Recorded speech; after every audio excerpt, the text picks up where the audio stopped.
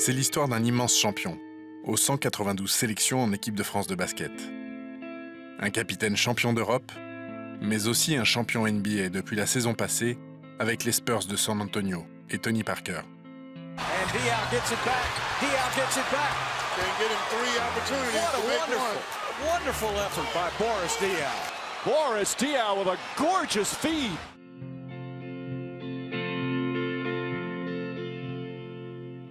Boris Diaw, c'est aussi l'histoire d'un homme qui trace sa propre route, regardant le monde d'un œil mi-curieux, mi-sauvage.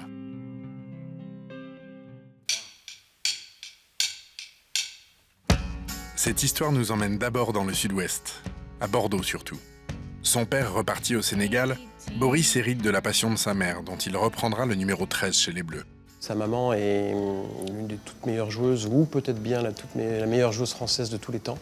Donc il a été élevé très petit, probablement même déjà dans le couffin, il allait sur les terrains où jouait sa maman. À l'époque, Boris était assez petit, assez frêle. Quand on voulait se reposer à l'entraînement, on jouait face à Boris parce qu'il mesurait 10 cm de moins que nous. C'était un petit gamin élancé, tout fin, voilà, pas le gars imposant qu'on trouve aujourd'hui. L'année d'après, il nous a rejoint en cadet. Il avait pris 20 cm, même un peu plus, il mesurait 1,90 m.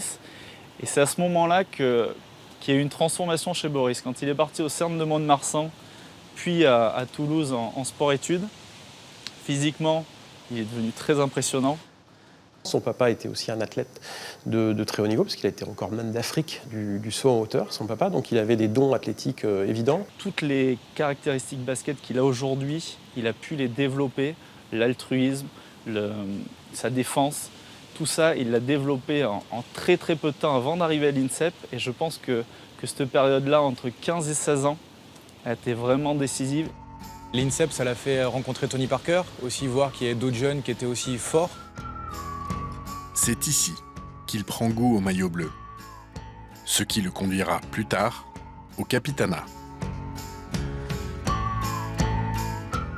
Depuis l'âge de 15 ans, tous les étés, il fait les championnats d'Europe, championnats du monde. Il adore l'équipe de France. Pour lui, l'équipe de France, c'est la colonie. Sa maman était capitaine de l'équipe de France.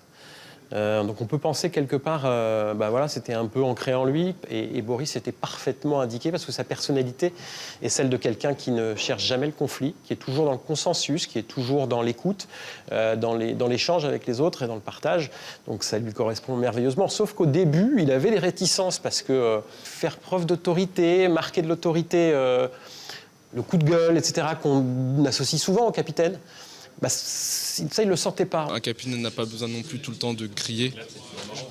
Donc après, Boris, il le fait à sa manière, et je pense qu'il n'y a pas qu'une seule manière pour être capitaine. Donc lui, il a celle-là, et il se fait respecter dans le groupe, donc il n'y a pas besoin de hausser le ton. En équipe de France, il est l'autre patron avec Tony Parker. À sa manière, comme toujours dans sa vie. Il ne fait jamais trop rien comme les autres. C'est quelqu'un de très têtu. Très têtu, je peux vous le dire. C'est quelqu'un qui veut toujours avoir raison.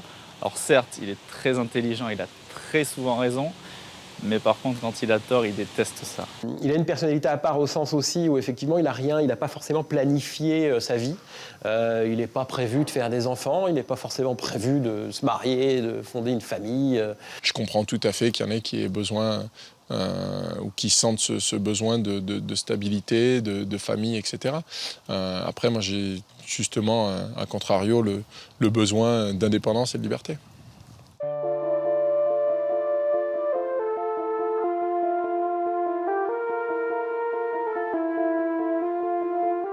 J'aime bien me retrouver seul, j'aime bien avoir des moments pour moi, justement, avec cette indépendance. Mais là, par exemple, c'est un moment rare où je suis chez moi tout seul. Mais bon, c'est parce que la saison n'a pas commencé. Dans sa maison de San Antonio, à l'écart du centre-ville, Boris Diaw se découvre et raconte comment il s'est lui-même découvert à 18 ans ce goût exacerbé pour la liberté. Son lot de bonheur, son lot de solitude aussi.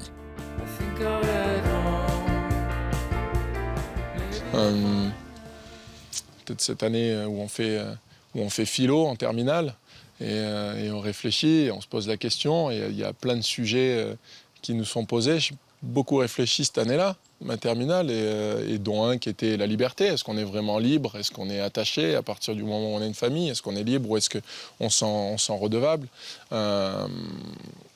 J'essaie d'avoir cette liberté, même si on n'est jamais vraiment libre, je pense. Mais j'essaie de m'en approcher le plus possible. Parfois un petit côté philosophie, c'est quelque chose qui l'intéresse, qui l'intrigue. L'espace, l'univers, les étoiles, voilà, il est comme ça. Je pense que ça m'est venu comme ça, en grandissant, peut-être en ayant la chance de découvrir et de voyager aussi assez tôt, puisque en jeune, on voyage beaucoup, et en me découvrant moi-même. Et en réalisant que la vie en dehors des parquets vaut la peine d'être vécue, y compris à l'excès parfois. Boris aurait un bon coup de fourchette, mais pas que.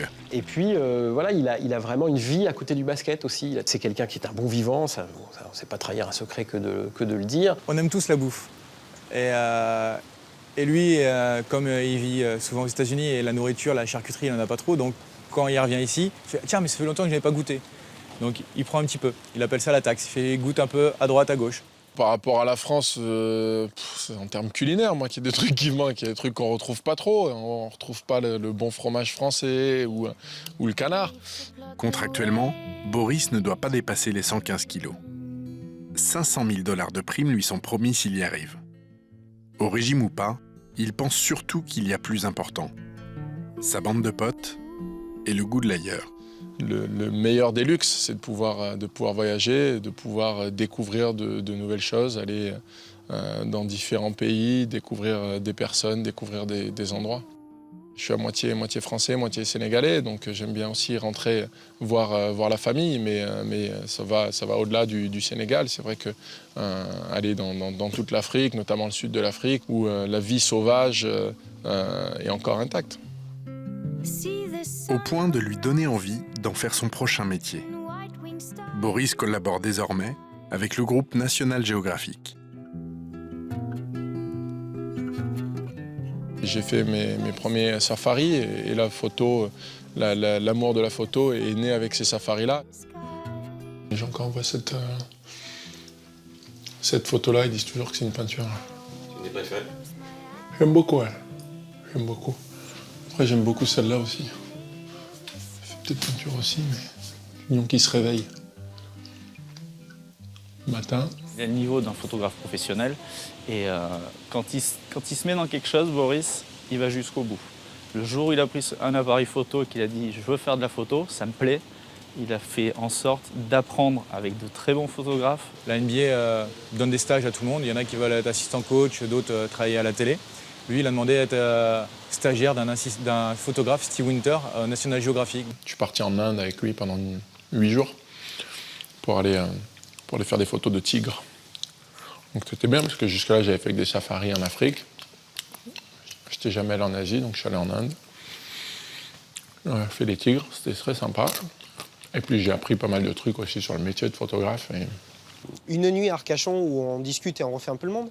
Il est 2h30 du matin, puis on entend un orage. On voit qu'il y a des éclairs, et là, en l'espace de 30 secondes, en maillot de bain, claquette, avec une couverture au cas où si jamais il pleut, l'appareil photo à la main, on part en courant sur la plage. Et là, on est resté de 2h30, 3h jusqu'à 5h du matin, en train de photographier des éclairs. Il y a un côté petit prince chez Dio. Un côté jeune homme et la mer aussi. Dès sa retraite sportive, il prendra le large. Pour de bon. J'aimerais bien faire de la voile et être un navigateur à voile. Pour l'instant, à chaque fois j'ai été sur des bateaux, j'ai jamais été skipper. Je pense avoir le pied marin, j'aime bien être dans l'eau avant tout. Mais j'aime bien aussi être sur l'eau et forcément il y a des projets. J'ai des projets de vie et dans le futur, il y a des choses que j'aimerais faire. J'ai une liste qui ne cesse de grandir, des choses que j'ai envie de faire avant de mourir, mais je les prends jour après jour. Donc je suis tranquille, je me prends pas la tête pour quoi que ce soit, parce qu'il y a pas besoin. Son rêve, c'est de faire un tour du monde en bateau. Donc il prépare tout ça, parce que c'est pas quelque chose qu'on fait du jour au lendemain. Ma vie, c'est aussi ça, c'est paisible, c'est pas faire un tour du monde et faire une course, c'est prendre le temps, le faire sur une vingtaine d'années, prendre le temps de voir aussi chaque pays. Et donc le faire en bateau, c'est le moyen le plus tranquille. Je trouve que c'est calme et ce besoin d'indépendance, j'adore pouvoir choisir où je vais. C'est aussi pour ça le bateau, c'est aussi pour ça ce projet de voyage, c'est parce que je ne sais pas combien de temps, ce ne sera pas calculé à la minute près ou au jour près. S'il y a un endroit que j'aime bien, j'y resterai peut-être 6 mois et puis je partirai après, un peu comme les marins faisaient d'antan. Globetrotter parmi les basketteurs ou l'inverse. À 32 ans, Boris Dio a encore beaucoup à donner aux Spurs et à l'équipe de France. Il a encore beaucoup à vivre surtout.